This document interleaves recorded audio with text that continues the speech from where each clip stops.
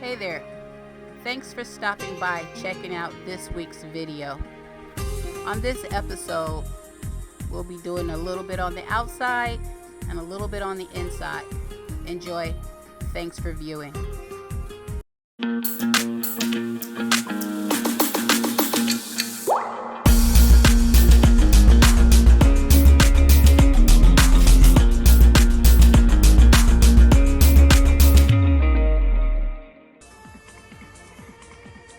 Here we have Arnold doing his thing.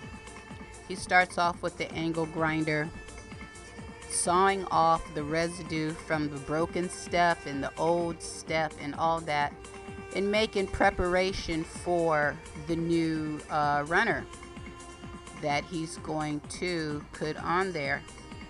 It's not much for me to do, but to sit back and let him handle his business.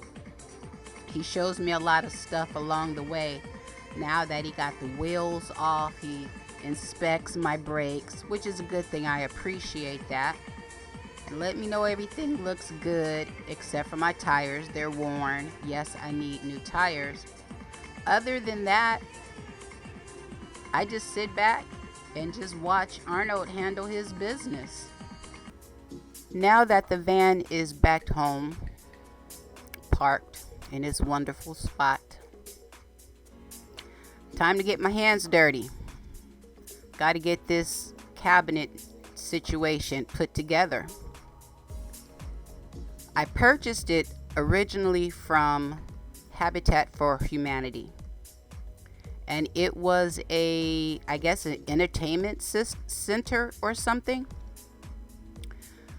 Nonetheless, 25 bucks, you can't beat that. So that's what I did. Set it up, put it in there. It was the height that I wanted, but I really didn't know what to do with it.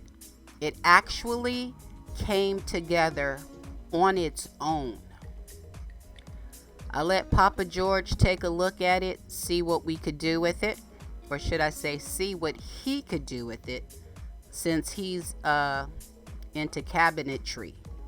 That's what he do. He installs, he builds cabinets. That's his expertise. As usual, I just stay out the way and just talk and find out what's what. So we got that going on. I needed some doors. So I went back to the same Habitat for Humanity, and I took measurements before I left. Got that right. And found some doors, matching doors. That was perfect. But when I got back, they were a little bit too long. They were wide enough. They actually came with, what do you call those things? Hinges. So I didn't need to purchase any hinges. They were already there. But it was a little bit too long. So Papa George got a hold of that, cut it down, and made it just right. Hey, George, Facebook guy. Put a 1/4 inch trim, a solid lumber around the outside perimeter of your door, or even 3/8 would be better. Yeah. And then stain that the maple as your cabinet, and then do your panel as your countertop. Okay. My tips for the day. Thank you. 20 bucks. I didn't know what I was going to do for a sink. So I found a salad bowl off of Amazon. Worked out just fine. Perfect, actually. I measured that out. It was just right. I mean, just right. A little bit to the left, it would have been a bit much.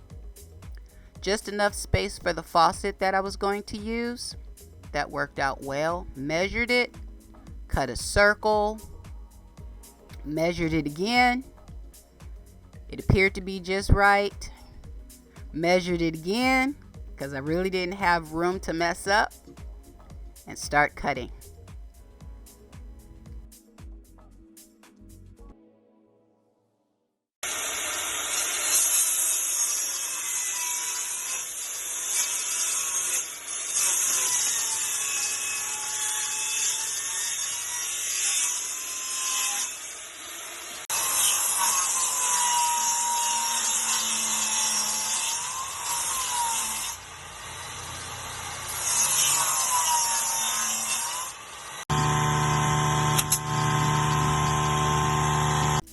Now that the doors have been hung, this thing is really coming together. I'm like, wow, it looks good.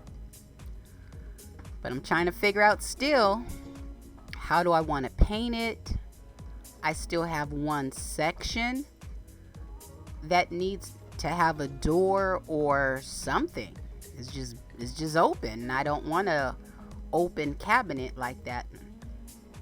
So I marinated on it overnight, and I came up with, I guess, the idea Papa George was talking about, a countertop. How? Check this out. I made it into an L shape. I used a piano hinge to screw it down and flip it up, and just add a leg to it, and there you go. So I have an L-shaped countertop when I need it. Or you just flip it up just to open the door to get to the rest of the cabinet. Also, I did this, what do you call that? A faux granite technique. Cheap paint, 50-cent paint from Walmart. You choose whatever colors you desire to have as your granite. And of course the base is black, so I started with black. I used a brown. I used a beige pearl color to give it that iridescent look. Also a little bit of white and some gold. But what really ties it together is the epoxy resin that I purchased from not Walmart, my bad. I got it from Home Depot. That really makes it actually look like granite when it's not. I also added shelves to the cabinets. But once that was done, I realized I needed to make a modification to the doors. I was on the freeway, and I made that hard right turn, and everything came flying out. So I needed something to keep the doors closed. You know, just counter seat. Yeah. And get your 2-inch screw, or inch and a half, 2-inch screw, and then just counter seat and put 2 holes right here like that. But you can just put glue and let it sit. Okay. And it won't go anywhere. It'll dry. It takes up to 24 hours to completely dry. Okay. Okay? Yep. All right. Gracias. Let's not even grab the magnet. So, try this. It's still a good idea. But then you got to, take this here. Yeah. These right here have to be just past it. Okay. Just a little bit, because it has to grab the metal. If you have it back there, then these aren't touching it.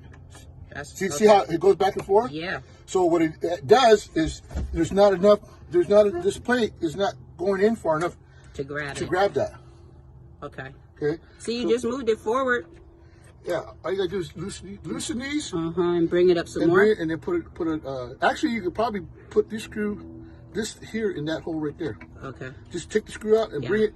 Make sure that these are past it, and then when you close it, you'll feel it catch. Okay. Yeah. Do that first.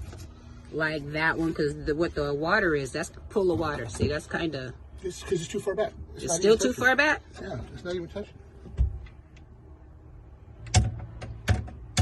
Yeah, it's too far back. I gotta dog it. Okay. Yeah.